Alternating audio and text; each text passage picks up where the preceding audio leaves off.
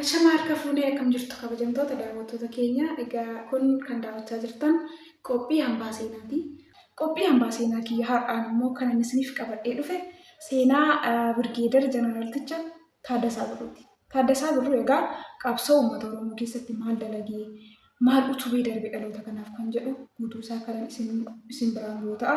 Haga xumura qophii kiyyaatti na waliin fira daawwadhaan affeerraa kooti. Dursitanii garuu mana kanaaf maatii ta'an isin jedha. Na YouTube subscribe gochuun akkasumallee hiriyoota keessaniif share gochuun akka na bira dhaabbattan kabajaa fi jaalalaan isin gaafadha.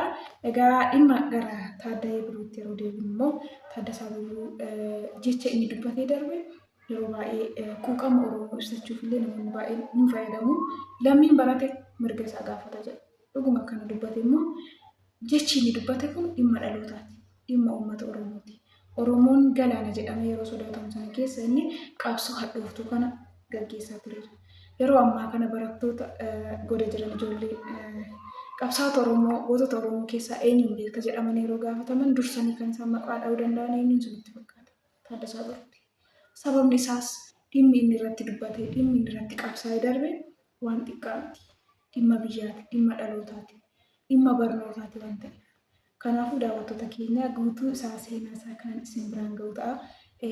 Haala kamiin keessa darbee qabsoo hadhooftuu kana keessa darbee Taaddasaa Birruu eessatti dhalatee eessatti guddatee kana malees eessatti baratee kan jedhu kanan isin biraan ga'u ta'a. Isinis immoo like, share, subscribe gochuun akka nu bira dhaabbattan kabajaa fi jaalala guddaan isin gaafadha. Egaa kana walumaa gara fuulduraatti hojiiwwan gurguddaatiin akka wal arginu abdii guddaan qaba. Qabiyyee hambaa seenaatiin seenaa gootota hedduu kan maqaan dhoofne haga ammaatti baay'eetu jira. Kanaafuu gara fuulduraatti immoo isaanillee hojjedhee isin biraan ga'uuf isinis gargaarsa keessan na barbaachisa jechuu barbaadeetanii walumaa galatti. Kanaafuu like, share, subscribe gochuun daawwadhaa. Anis jajjabeessaa. Filannoon keessan hambaa seenaa ta'u. Birgeedar Jeneraal Taaddasaa Birruu godina Shawaa Kaabaa Salaalee aanaa Hidhabuu Abooteetti abbaa isaa obbo Birruu Kennee fi harmee isaa aadde Boontuu Waaqjiraa irraa bara 1914 keessa dhalate. Jeneraal Taaddeen daandii abbaan isaa irra dhufe akka qabateerus hojii isaarraa hubachuun danda'ameera. Abbaan isaa Itaaliin birmadummaa Itoophiyaa sarbuu yeroo dhufte adda waraanaatti osoo diina falmanii wareegaman. Kana irraan kan ka'e haati warraa isaaniis naasuu du'a abbaa warraa isaaniirraan kan ka'e ji'oota muraasa booda addunyaa kanarraa boqotan. Yeroo kanas Taaddeen umurii ijoollummaan haadhaa fi abbaa isaa dhabuu danda'eera. Jeneraal Taaddasaan yeroo kanatti xiiqeeffannaa guddaan waan keessa isaa buleef umurii ijoollummaan waggaa 14tti gara qabsootti makame.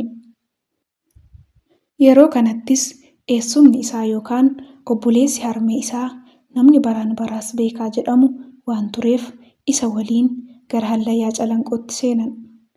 Achittis yeroo muraasa booda qabamuun gara Moqaadishootti ergaman. Hidhaan umurii guutuus itti murtaa'ee ture. Haa ta'uutii garuu Taaddeen yeroo kanatti abdii hin kutanne ture. Inumaayyuu itti jabaatee seenaa har'a uummanni Oromoo akka meetii fi warqeetti ilaalu kana dalaguu danda'eera.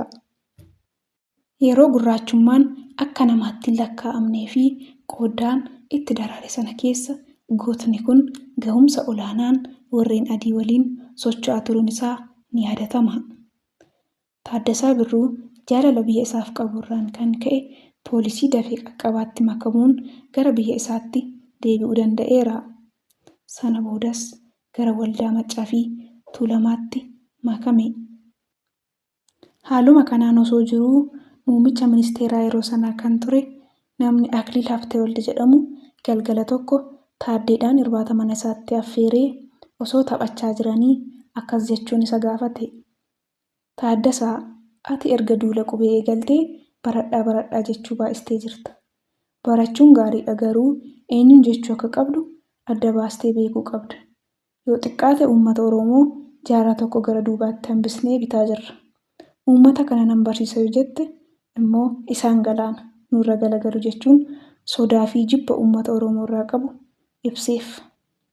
Sana booda Taaddeen jibba inni uummata Oromoo irraa qabu erga hubatee waldaa Maccaa fi Tuulamaa keessatti daran cimee hojjechuu fi uummata kakaasuu akka qabus murteeffate. Yeroo inni sochii olaanaa gaggeessuu eegale kanattis isaa fi waayiloota isaa gara mana hidhaa Alam Baqqaanyitti hidhan.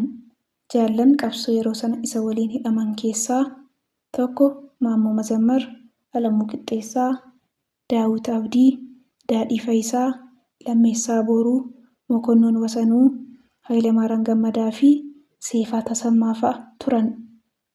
Haaluma kanaan osoo mana hidhaa keessa jiranii Taaddasaan mana hidhaa Harar jirutti akka hidhamu taasifame. Inni immoo isaaf daran carraa cimaa ta'uu danda'ee jira.